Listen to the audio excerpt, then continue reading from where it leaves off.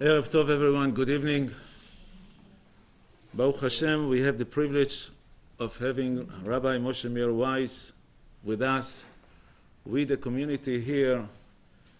We had the blessing to have him here about 12 years ago. That the Rav came, unfortunately it was for the Shloshim of my son. I know Rabbi Weiss quite a few years, going back, if I'm not mistaken, about 25 or 30 years. I used to work in Radio Shack, Tendi. And one day I see a rabbi come with a stroller and his wife. And right away I went, one of us, let's give him the best service that we can. And the very first question that the rabbi asked me, from where are you coming? This was in Staten Island. I said, I'm coming from Queens. And what do you listen when you're coming from Queens to here throughout this 1 hour drive? I said some news, at that time, really those industry of cassettes and CDs were very far to find. So he went to his car and he gave me a bunch of cassettes. And I fell in love with those words. And at that time, I was kind of FOB, as you're saying, just fresh from the boat, just came from Israel about a few years here, got married, and all of a sudden I hear beautiful English, and I know Hebrew, and I see the translation. It's amazing, amazing. So Baruch Hashem, since then, our family listening to his shiurim. I think we have a few hundreds of shiurim, and slowly close to 1,000 shiurim. Wow! And I want to tell you that those shiurim are going all around the globe with the internet technology that we have, and of course the rabbi. We were talking about, time after time. Once I asked him, from where you have all this knowledge? And he said to me, oh, you think that you acquire it just overnight? You have to toil in Torah and learn and learn and learn. And Baruch Hashem, we had the privilege to serve the Gaon Ador, the Gedol Ador at the time, Rabbi Moshe Feinstein, Zechuto Tagen Aleinu Amen. And we are lucky to have him here today, and the shiur will be Ilui Nishmot, my parents, Reb Netzer ben Avraham Vesara, and my mother, Alea Shalom, Banafshe Juliet, Bat David ben Nazi, and Yair Netzer ben Avraham Vetzipora, our son. And also, this is going to be Le Refuah Shlema of Rafael Aharon ben Esther, the uncle of Yaniv from Chazaq. Be'ezrat Hashem, we all recite Shir LaMa'alot, Esa Einai Le'arim, Me'ayin Avo Ezri, Ezri Me'im Adonai Ose Shamayim Ba'aretz. Al Yiten Lamot Reglecha, Al Yanum Shomerecha, Hine Lo Yanum Velo Ishan Shomer Yisrael, Adonai Shomerecha, Adonai Tzillecha Ledeminecha, Yomam Hashemesh Lo Hakeka V'yareach, Ba'layla, Adonai Shmorcha Mikol Ra, Yishmor Et Nafshecha, Adonai Shmor Tzedcha Uvoecha, Me'ata V'ad Olam, Refuah Shlema Tuhim, and all בתוך שאר חולי ופצועי ישראל בכל מקום, בכל אתר ואתר. Without any further ado, Rabbi Moshe Meir Weiss, בכבוד. Thank you. Okay, today's shir is dedicated in memory of Rav Netzer ben Avram V'Sarah and for Banefshe, Juliet Bas David V'Nozi, and Yair Netzer ben Avram V'Tzipora. Neshama should have an aliyah. I'd also like to ask everybody to have in mind, last night I had the hard job of escorting a husband to sign a DNR and a DNI on his wife. She's extremely sick. The Yenamachla moved to her spine. and she's in agony, and there are times that the Gedolei Yisroel paskin that we can do it, but it says afilu cherev chada muneches al tzavar shel adam, even if a sharp sword is hanging over a person's neck, al tisya'ish min harachamim, we don't give up from asking for mercy. So we will have in mind tonight for Chaya Bas Bluma that she too should have a refuah shalema b'sar shechar Yisrael. I remember meeting Rabbi Nisanyan. I remember that Radio Shack gave him a problem of having facial hair, correct? I remember. And the little stroller that he saw us wheeling is now a daddy of 3 children. It's a long time ago.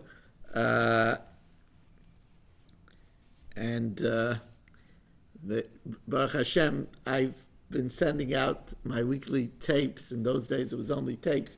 Yet 6 years before I met you. Wow. So it's Stephen, how long are you getting tapes from me, Stephen? 20 years. 20 years. Okay, Stephen's getting it for 20 years. But Stephen gets also supplements. He gets the Daf Yomi Shiurim tapes too. So he has, I would say you have a lot of my tapes. Yeah, a lot of my tapes. Yeah, well, they build a sukkah out of it, you know. We'd like to thank Chazaq for having the share and Bereshut, Rabbi Nisanyan.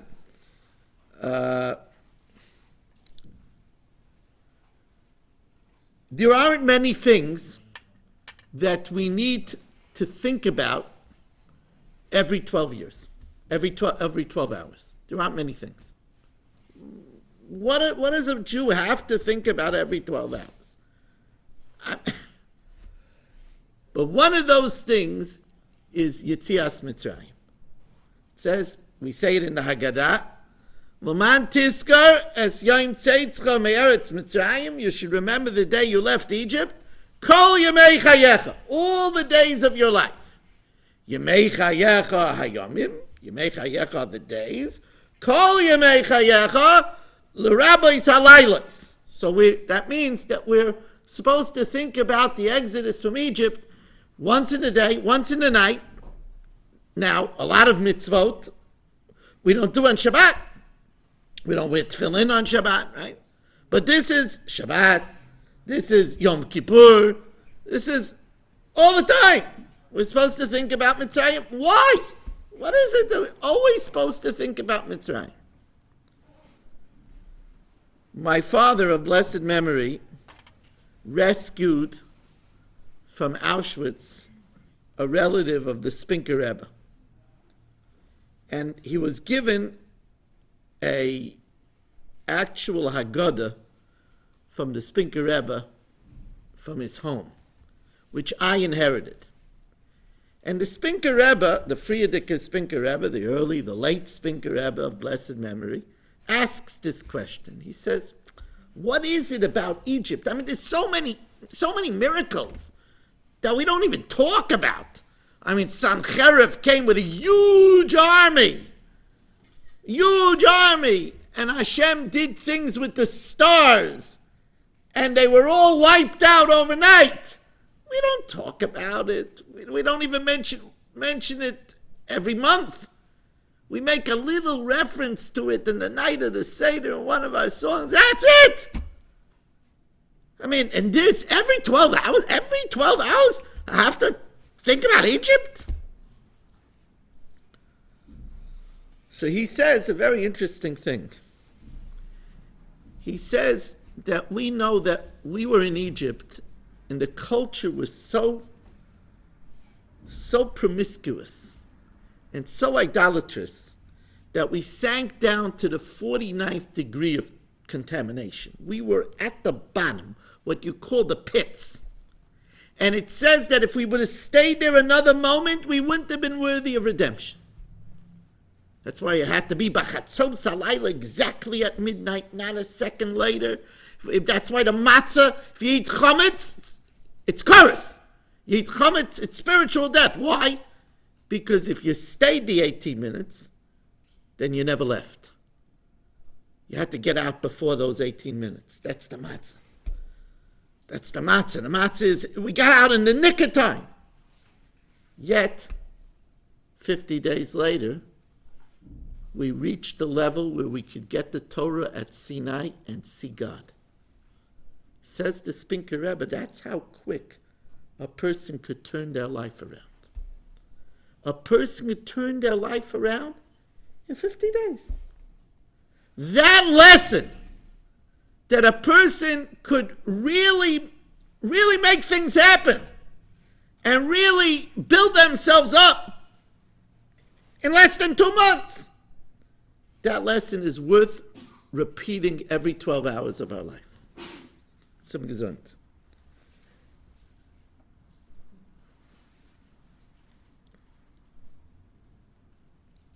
Many of you have heard that we in Staten Island suffered a tremendous loss last week. On Sunday morning, 7:30 in the morning, one of my balabatim, David Avram ben Chia Kahas, was a backseat passenger in a car going to the AJAP convention. The car skidded out of control, hit another car, and he was killed instantly. 49-year-old man with 10 children, a young wife. Lo aleinu. I had to tell his wife. I got the call from Hartford, Maryland, a place I never heard of before. And I had to tell his wife. And then we had to tell his 10 children. And it's not like it used to be in the olden days that you had a little time to tell people. You don't have any time to tell people because you don't want them to find out from a text on their smartphone that their father is dead. So you have to work right away. As a matter of fact, when I contacted Mrs. Winiars, she was driving to one of her married children to Muncie. I had to tell her to pull off the highway, sit down. I said, Miriam, your husband was in a very bad car accident. And we started talking. Now, Miriam is a daughter of one of my, not only was David my mitpalel, but also Miriam is the daughter of one of my mitpalelim. So she says to me, finally, Rabbi Weiss, I know you since I'm a little girl. You're not telling me to go to the hospital. Why aren't you telling me to go to the hospital? I want to know right now, should I go to the hospital or should I come home? So that's when I told her she should come home. And then over the course of the week, I got an opportunity to speak to the children, to comfort them, to talk with them. And I learned a lot of beautiful things. And in light of what I just mentioned about Yetzias Mitzrayim, I want to share with you a lesson. To me, it was powerful. Their oldest daughter, Rena, told me that she wasn't an especially strong student. She wasn't an especially strong student. And she didn't feel very good about herself. She told me her father would find the parts of her studies that she was good at and have her concentrate on those parts. And he would be constantly telling her how good she is. She told me that when he detected that she was down on herself, he started a habit of leaving on her pillow in the morning a little note of Chazaq. Sometimes he wrote a poem for her. Sometimes he wrote an encouraging thought from Chazal. Sometimes he gave her a praise on something she did in the house. He did this for 7 years in a row, every day. She says she has 7 binders of these notes. Now let me tell you why this is very important to hear, whether we're parents, whether we're grandparents. There was a Harvard study done on 1,500 children. This was a funded Harvard study. As you will see this Harvard study almost went 2 decades. This was a very sophisticated study. They took 1,500 children across America, some in public schools, some in private schools. The study has 3 parts. The first part of the study was when the children were going from pre-1A to first grade. And they asked the children different questions to see how they felt about themselves. 82% of the children felt good about themselves. 82% of the children felt good about themselves. The second step of the study, the same 1,500 children, when they were going from 8th grade to 9th grade, they asked the children how they felt about themselves. It's shocking. 82% felt not good about themselves. Only 18%, mamish a reversal. Only 18% felt good about themselves. The third leg of the study is when they are already advanced adolescents coming out of high school. Only 8% felt good about themselves.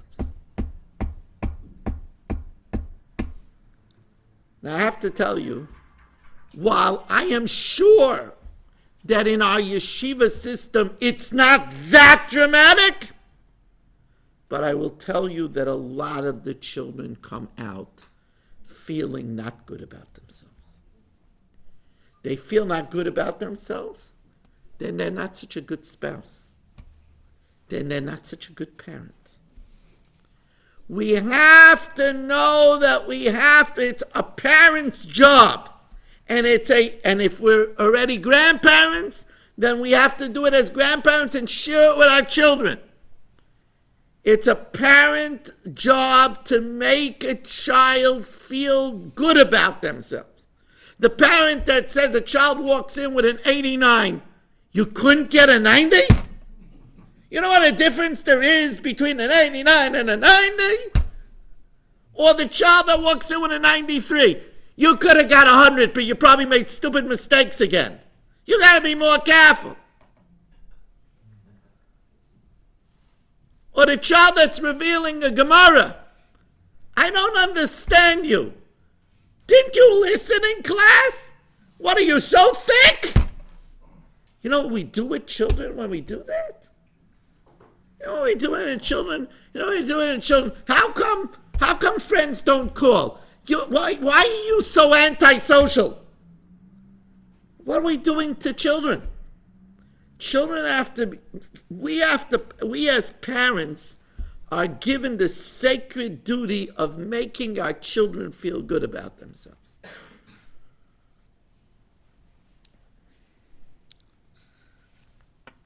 I remember, how long ago was it that the rocket ship exploded with the 6 astronauts in it? 85. It's a long time already. It's 30 years. So I remember giving a shiur that Shabbos in my shul after that happened. And I said to the people, because they were showing that clip of the rocket ship exploding. Everybody saw it over and over again. And I said, you viewed death. You don't view that often. You viewed death. You viewed people getting incinerated right before your eyes. How do we process sudden death? What do we do with it? This man was 49 years old, in the full bloom of his life, doing wonderful things with a young wife and 10 children. The next moment he's gone. Killed instantaneously. Instantaneously. How do we process that? And it's important to know how to process that, because I'll tell you a story. During the lifetime of the Chafetz Chaim, there was a famous incident with a dibuk. A dibuk possessed someone. And this dibuk made itself known because this person started going around in a different voice than their own voice and started revealing people's ugly secrets, people's sins, and went around to people and approached people and said the people's sins. And it made a rash in the town, a ruckus in the town. And under the guidance of the Chafetz Chaim, the dibuk was exorcised. It's documented. It's documented. The dibuk, they did shofars, they did the whole ceremony, and the dibuk flew out and it flew through the window and the window cracked and everybody saw it. And then the person came back to normal with their own voice. One of the rabbis of the town commented that to him it was a shock that 2 weeks later, business was as usual. He would have thought that people who saw that, they would be changed forever. I mean, they would see that there's another world and there's... But no, after 2 weeks, business as usual. What happened? It's easy to get a hisayrus, an awakening, for a moment. But if we don't know how to process it, it's gone very quickly. Like that. So the key is how to process it. And therefore I want to tell you, although I'm not really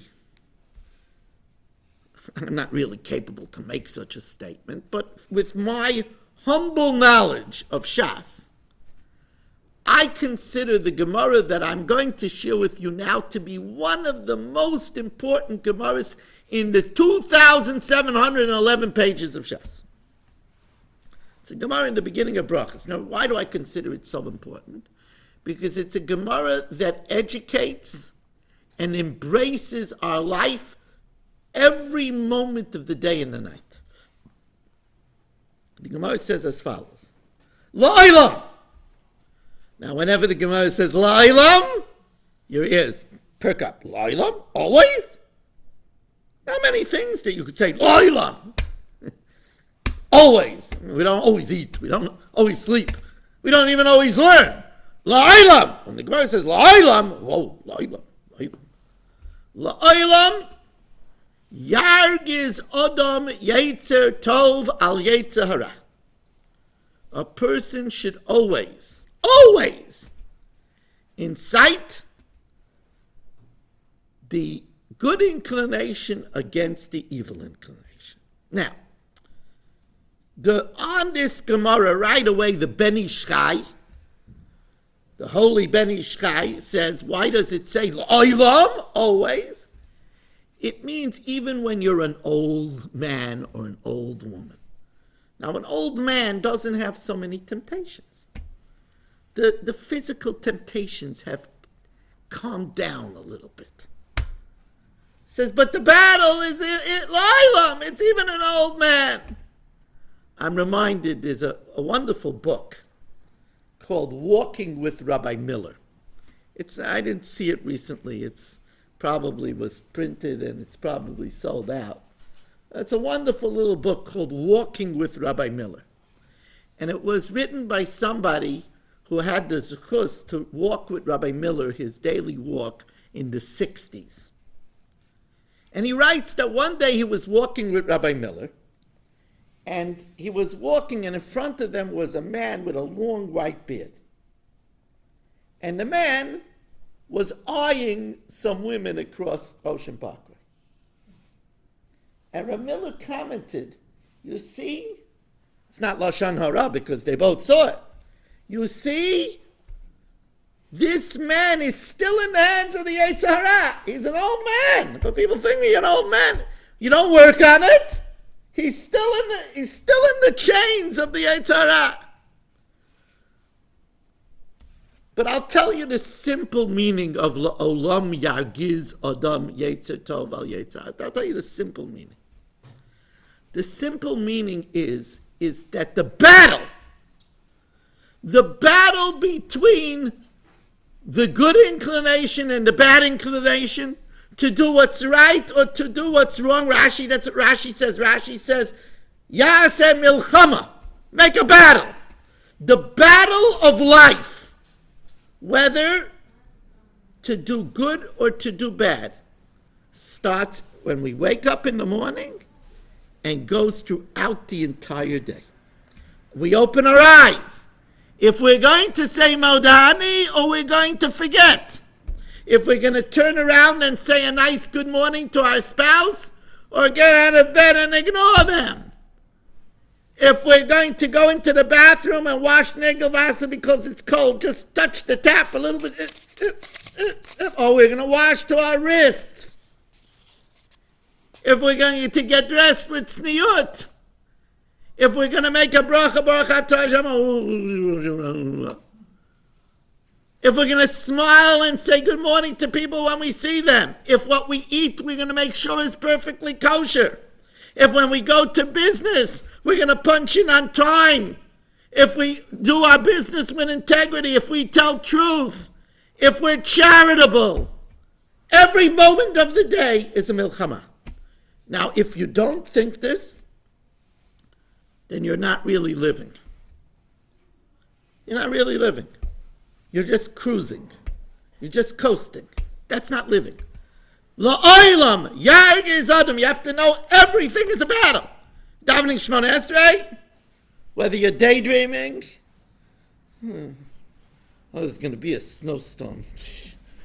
Can't believe it. I better get salt. Oh, I don't believe it. Will I be able to go to work? Oh no, we were supposed to go to that bar mitzvah. Forget it. Maybe they'll postpone the bar mitzvah. Oh yeah, I'm going to have to shovel. No, all that shoveling. You know what? I'm not going to shovel until... That was a good Shemona Esrei, right? I didn't have Hashem in mind 1 second. Ein alikim kol mezimaisav. But I was shuckling, and I said every word, right? But I wasn't battling. At that moment, I wasn't battling. La'olam yargiz adam yetzer tov al yetzer hara. You got to battle. Everything is a battle. A person comes home. If they yell, they lost the battle. They lost the battle. You know, there's an interesting question that the previous Tolona Rebbe asks. It says, Lo yecharatz kelev l'shono. Around Mitzrayim, nobody ever got out of Egypt. Around the border were killer dogs. The border was ringed with killer dogs. But when the Jews were to leave, Lo yecharatz kelev l'shono, no dog barked. That meant they went against their nature because they were trained to bark. Nobody ever crossed the border, and now millions of people are crossing the border. Nobody ever did that. So it says that in reward for lo yecharatz kelev l'shono, so it says the dog kind was rewarded basar basoda treifa lo sochelu, the meat that's treifa you should not eat, la kelev tashil genoisa, you should throw it to the dogs. And they were also rewarded, many people don't know this, but in the treatment of the klaf of the Sefer Torah, we treat the klaf, part of the treatment is with the excrement of dogs. The raw klaf is treated with the excrement of dogs. Now, so the dog kind got a reward for all ages. On the other hand, the frogs, some frogs were heroes. They jumped into the furnace because Hashem said, "B'tanurecho b'misharosecha." They jumped into the furnace. So what was the frog? What was the frog's reward? It didn't die. So the Talmud Rebbe says it doesn't seem to be equitable. The dog didn't bark. He was rewarded for all time with parnasah and to treat the Sefer Torah. But for not barking. The frog went into the furnace and all he got was life for now. He didn't get anything for frog kind. We should maybe use frog's feet for something. No, nothing. You know what the Talmud Rebbe says? Friedrich Talmud Rebbe, what a lesson. Friedrich Talmud Rebbe says, it's harder not to scream when you're used to screaming than to jump into the furnace. That's what the Talmud Rebbe says. It's harder not to scream. People are screamers. It's harder to train yourself not to scream. People get frustrated. Right? I hope you see that I'm not used to doing that. It's harder not to scream than to jump into the furnace. So, la'olam yargiz adam yetzer tov al yetzer hara. Person should engage in battle. What am I going to do with my time now? Take it easy or go daven mincha b'minyan? What should I do? Watch television or go to a shiur? A battle, battle, battle, everything, battle, battle, battle. Should I spend time with my wife or just sit and read the paper? Battle, battle, everything, battle, battle. So the Gemara says, Im nitzchau, if you succeed, mutav, good. That means if your mind, your intellect, your seichel helps you make the right choice, your seichel says, should I be talking in shul? I won't talk in the library? Right? So should I be talking? So if you keep quiet, im nitzchau, mutav, good. V'im lav, if not, yasok b'Torah. You have to learn more Torah. Because the Torah gives us the ammunition to fight the Yetzer Hara. So learn more Torah. Women also. You can open up a Chumash. Nothing wrong with a woman opening up a Pirkei Avot, listening to a shir. Im nitzchau, if that helps, mutav. V'im lav, but if the Yetzer Hara is still getting the better of you, yikra kriyashma. You should say kriyashma. That's strange. We always say kriyashma, whether we have problems or not. But yikra kriyashma means something else. Yikra kriyashma means that we should remind us what's kriyat shma. Kriyat shma is kabbalat ol malchut shamayim. It means to accept the yoke of heaven. It means that we have a boss. It means we're not free to do whatever we want, even though this is the land of the free. No, we're not free. We have rules. So Yikra Kriya Shema, by the way, that's also Shabbat. Shabbat is a reminder that once a week somebody could tell us you can't do anything, any creative malacha. That's a reminder that we have a boss. That's why we sing the song. In all shuls we sing Ke'el Adon, however we sing it. But God is the boss. That's what Ke'el Adon is. Ke'el Adon, God is the boss. That's what we remember. So you have to remember these rules. Im nitzchau, if that works, mutav. V'im lav, then there's a last-ditch attempt. Then we pull out the heavy artillery. Im lav yizker lo yoim amis. You think about the day of death. You think about the cemetery. You think about shrouds.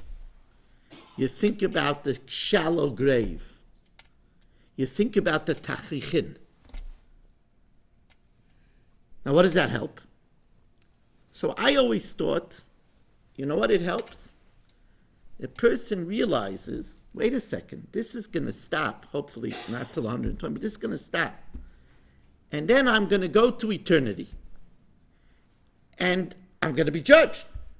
So here's a person, let's take for an example, here's a person. There's a computer game called Black Ops. It's a computer game.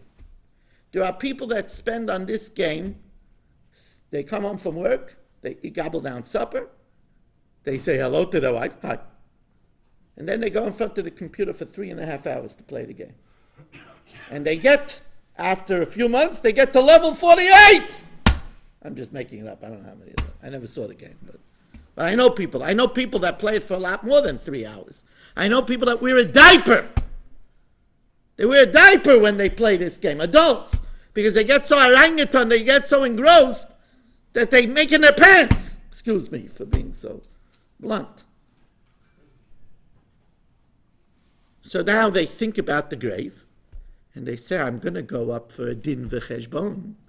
And there's going to be people that are going to go through silver gates and golden gates and titanium gates, and the Rebbeinu Shalom is going to say to me, you're not going anywhere.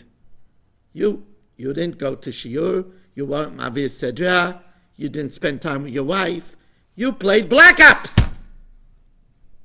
You're not going anywhere. So Yizkar Lo Yom HaMisa means, remember we have to prepare, and Yizkar Lo Yom HaMisa means I better get moving because who knows when that day is going to come. To me, that's the Poshet explanation of Yizkar Lo Yom HaMisa.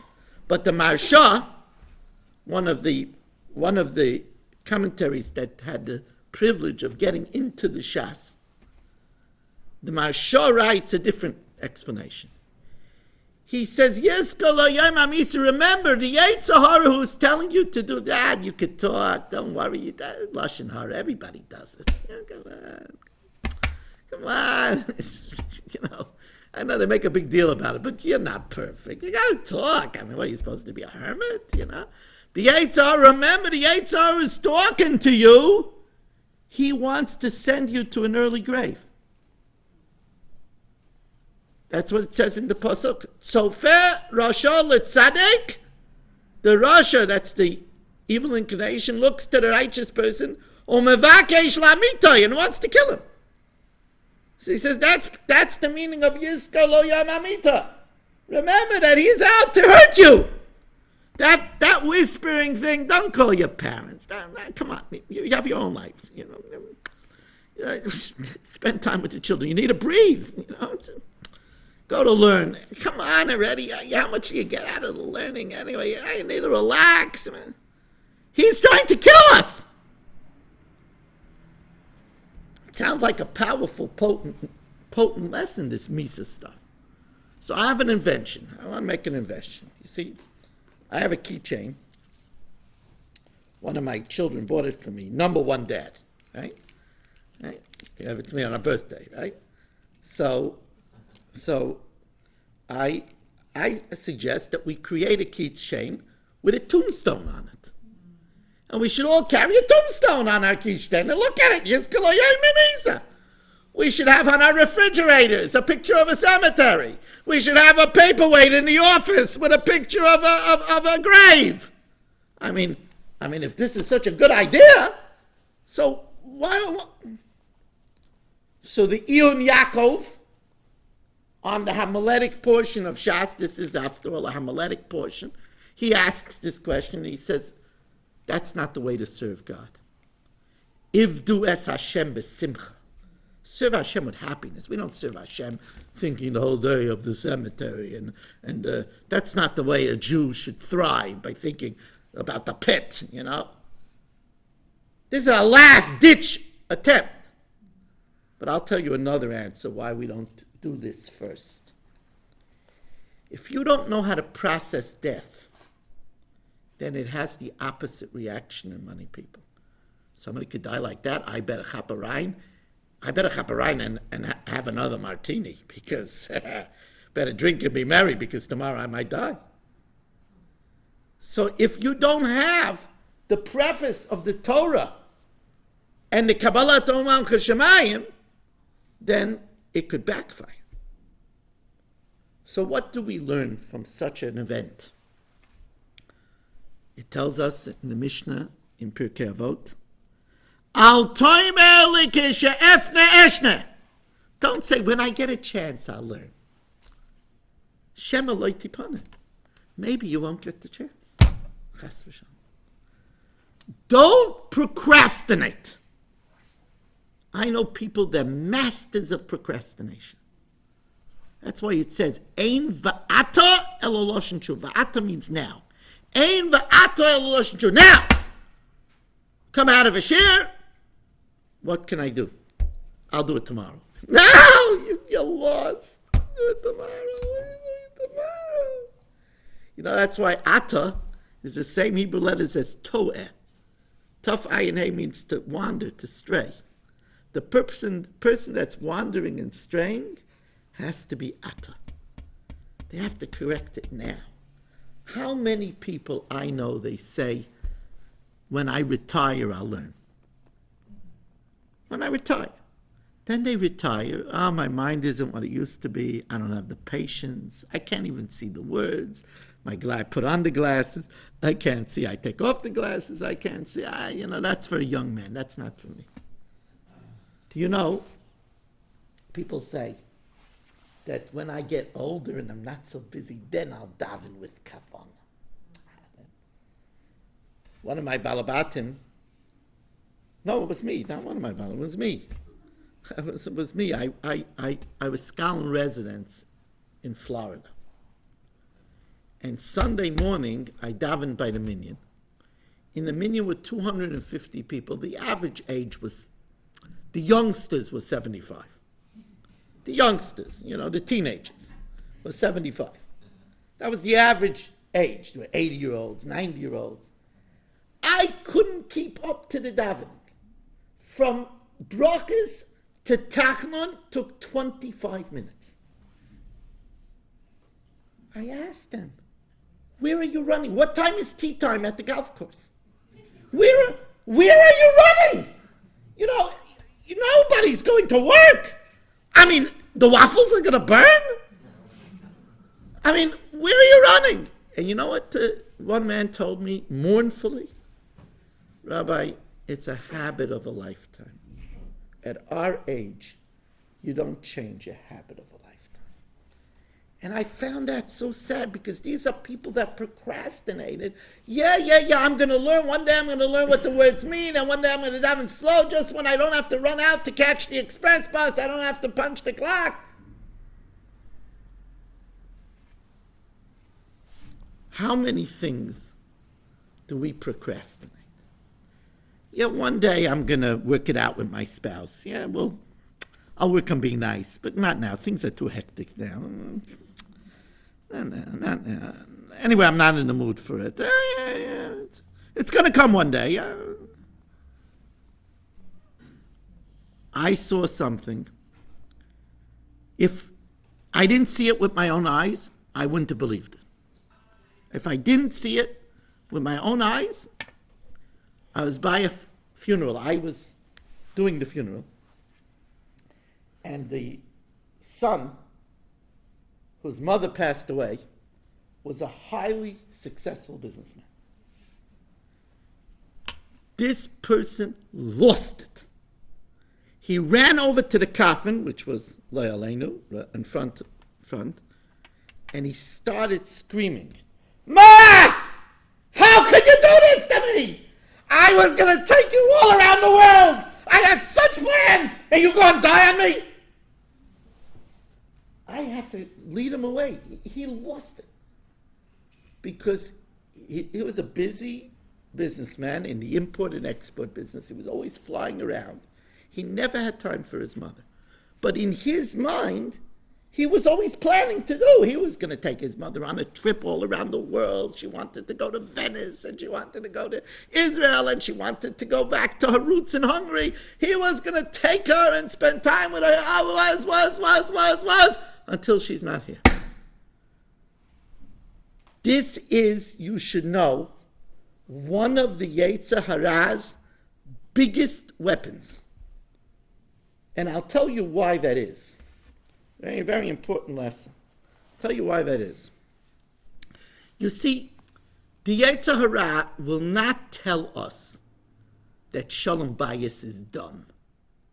Shalom Bayis, that's not for you. Yetzer Hara will never tell us. It's not a good sell. Yetzer Hara will never say learning, that's for bookworms. That's for nerds. The Yetzer Hara won't say that.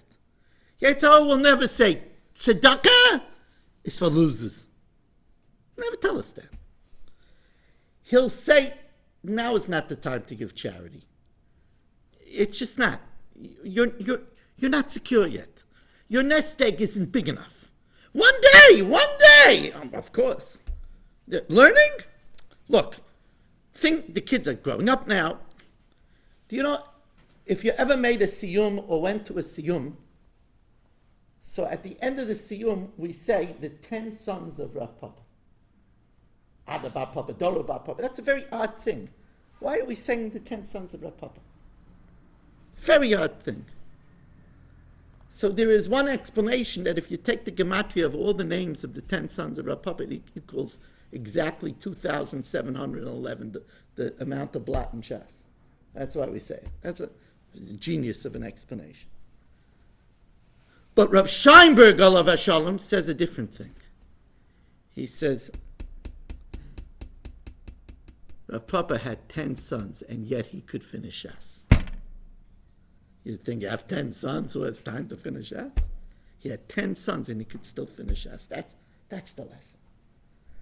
Excuses galore. That's the way the Yetzer Hara attacks us. The Yetzer Hara will never say, no. Don't have in mind what you're davening. The Yetzer Hara will never say, it's good to talk in shul. It's good. Shul is a locker room. The Yetzer Hara will never tell us that. Yetzer Hara, what the Yetzer Hara will do is he'll just push it off. Push it off. Not now. One day, I saw this. I would never believe it. I know a successful businessman who has more money than he or his children could use in several lifetimes. So I went to him, I said to him, maybe you should start learning my Mishnah Yomit. I say Mishnah Yomit on the phone, by the way, it's a wonderful project. It's a free service. People like free. People are into free these days. Free is the in thing these days. So I mean, you could give free food, it could be terrible food, but if it's free, everybody eats it. Free things, people are into free, So you could listen. I do 2 Mishnayot a day, and I started 5 years ago, July 4th, 5 years ago. We're almost finished Shas, and you can listen from the beginning. It's all archived. The number is 718-906-6471. 718-906-6471. We have our own number from Kol HaLashon. We have so many listeners all over the world that Kol HaLashon gave us our own number. So it's 718-906-6471. Anyway, I said to him, maybe you have so much time. You don't need to work. Maybe you should learn some of my Mishnah Yomit. So he said, Mishnah Yomit? Rabbi Weiss, one day I'm going to learn in Kollel. He's 65 years old. And he tells me one day he's going to learn in Kollel. What is he waiting? To learn in the Kollel of the nursing home? What is he waiting for? He should live till 120. What is he waiting for? But that's the Yetzer Hara. The Yetzer Hara says, one day. Here's a person, he's a wise guy. This David Winiaz, one of the things that his children shared with me that's so moving, in his house, they had what was called the Lashon Naki Club. What was the Lashon Naki Club? In his house, you had to talk nice. The word dumb was not allowed in the house. He never said that he had a bad day. The family said they knew if Abba was having a bad day, because when they asked him, Abba, did you get the contract? He would say, Hodul Hashem. Hodul Hashem meant he didn't get the contract. He says, if Abba, how was your day? Hodul Hashem. They knew it was a miserable day. Because otherwise he said, oh, what a day I had. You know what I accomplished,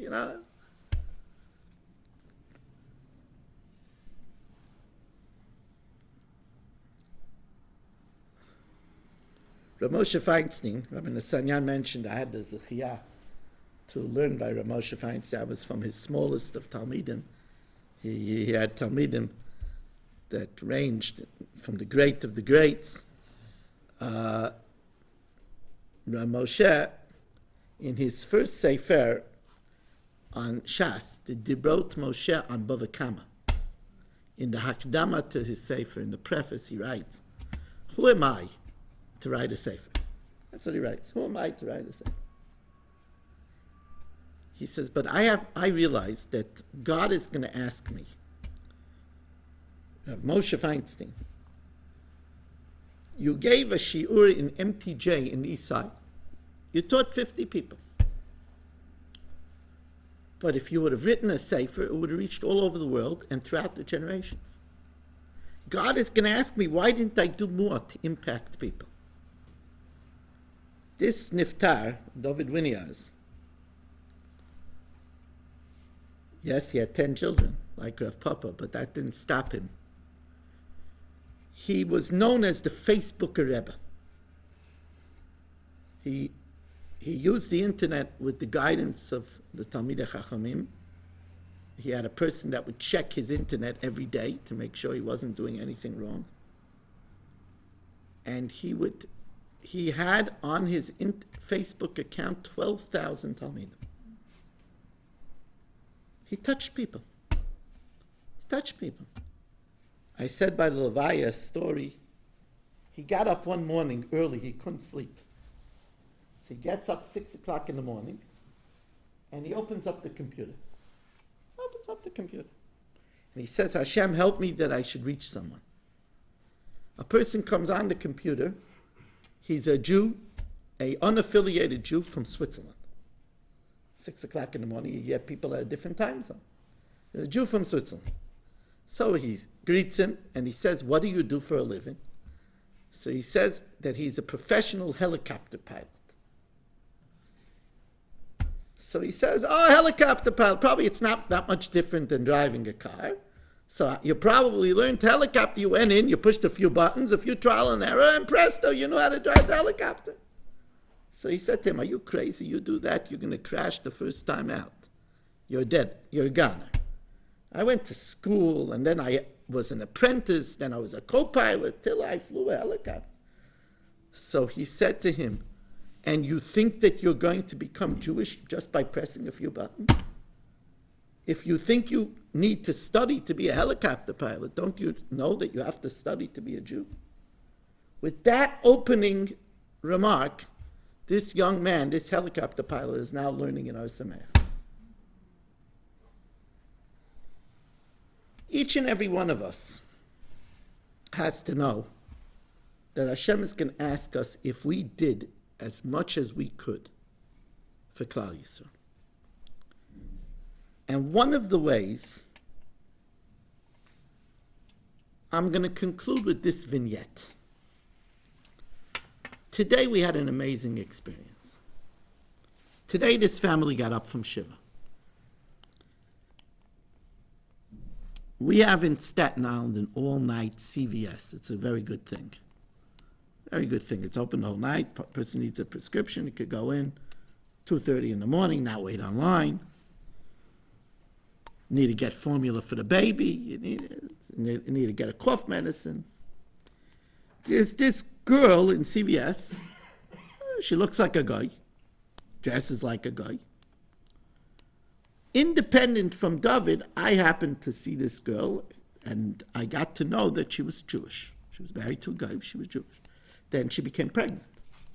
So I told her that the child's a Jew. But David did more. David said you have to give the child a bris. At the end, she opted to circumcise the child in the hospital, not on the 8th day, not with a Jew. She was so upset that David died that she came to the funeral. At the funeral, the wife, at her own husband's funeral, went over to her and said, would you now consider to make the ritual kosher? There's a little procedure, a prick. So she said, yes, I would. For your husband, I would. and the baby doesn't have a Hebrew name, I'd like to give the baby your husband's name. Today, the family got up from Shiva. At 2 o'clock, I had the zechut of being Kisei Shel Eliyahu, doing the Kisei Shel Eliyahu. The baby had Atafat Damrit, and the baby was given the name David Avram.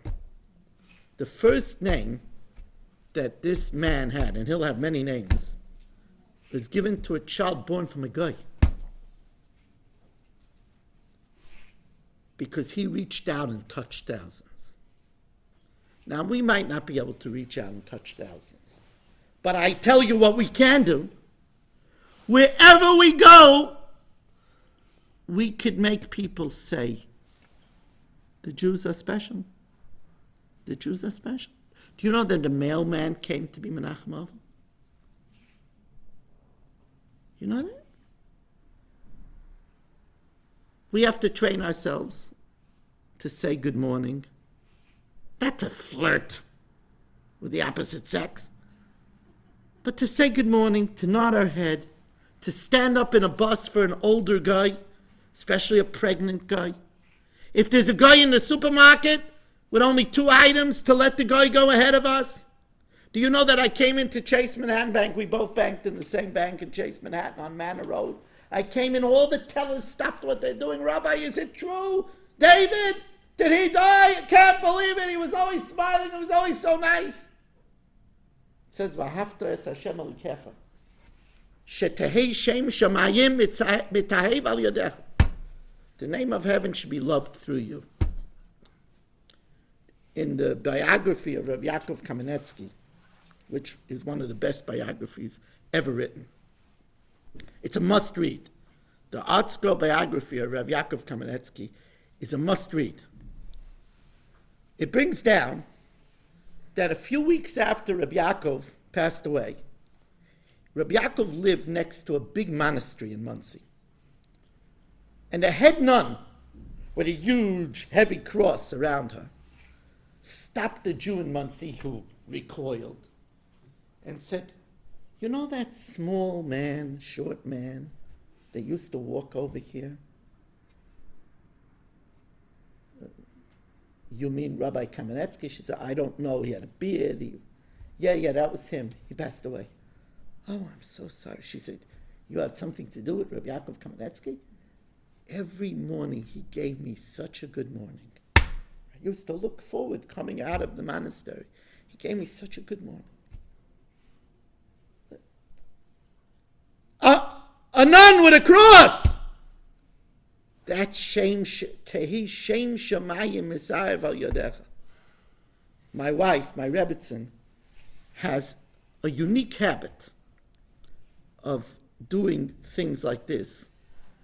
I'm walking with her, and all of a sudden there's an Afro-American woman crossing the street. She taps her and says, that's a real nice pocketbook. And the woman's face suffuses in a smile. And my wife turns to me afterwards. She says, she's short. I like the pocketbook. My wife is not into pocketbooks. Not into pocketbooks. I like the pocketbook. And I'm telling you, I made her day. But more important than making her day, that shetehei shem shemayim misayev al yodecha. The name of heaven becomes loved through you. And each and every one of us could do this. And we could do it throughout the day. Throughout the day. I will say something that's a little controversial. It's okay. You don't have to agree with me. I'm not so smart, but I feel strongly about it. In the olden days, there were Jewish professionals that didn't wear a kippah. There were heterim.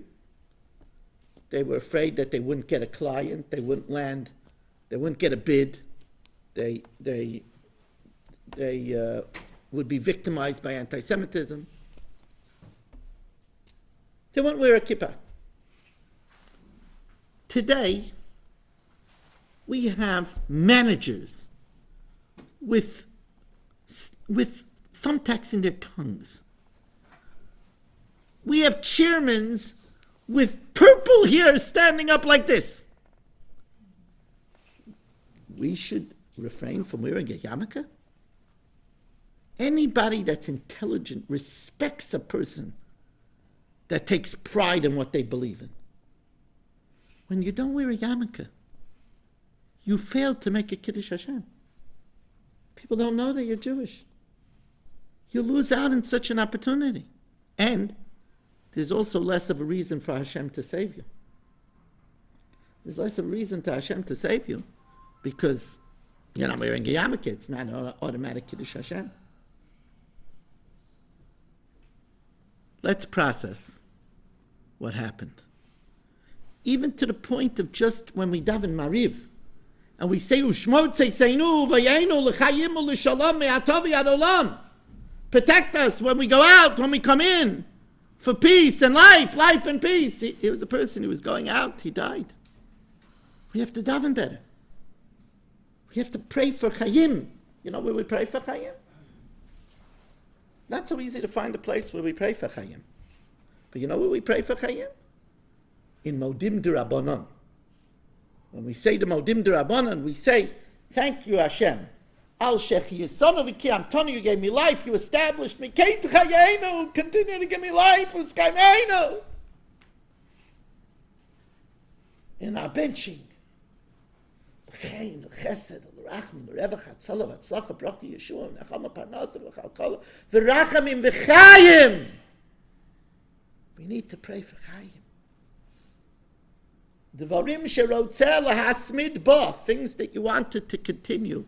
Al tiftach ba. Don't take them for granted. Don't take them for granted. In the name of Rabbi Nisanyan, and Kol HaKodesh Hazeh, I want to thank you for coming out on a cold night to learn Torah. Thank you for having me. Again, I want to remind you that I have over here a very nice selection of CDs. There's a beautiful CD on Tu B'Shvat, on marriage. There's a CD that I gave in Sayasit on studying from the lives of the righteous. There's a CD about prayer. There's a CD about child raising, and other CDs. My bencher, I don't have the big one, so I only have the small one. It has the same 312 pages. It's only $10. There's challenging times, and there's a great buy. I still have some left, my album on Pirkei Avos, which is 12 professionally digitized CDs for only $36. It's really a very special buy.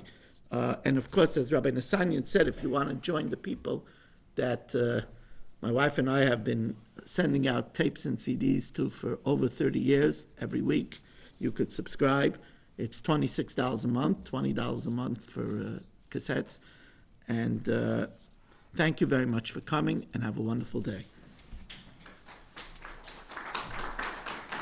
Thank you very much. My pleasure. It is really our pleasure to have Rabbi Weiss with us, and it's so inspiring to hear the words of Torah. I want just, add something that the Rabbi mentioned when I was working in that company, Radio Shack, Tandy. They decided that the dress code is going to be clean face. And I said to them, listen, I cannot shave my beard. Okay, then we have to fire you. I said, okay, try. And it went up and up and up and up and up and up to the head of the company. And we have a convention there. And the vice president was a Jew. I'm the only one with beard. And he calls me, I'm very proud of you. You are a Jew that I like to have in our company. To hear it from a Jew, this was something great. Thank you very much for everyone. I cannot tell you enough about the CDs. We personally, we have it every week coming to our home. My wife, Baruch Hashem, she categorized all of them, put them in a nice holder. She listened to that, we listened to that.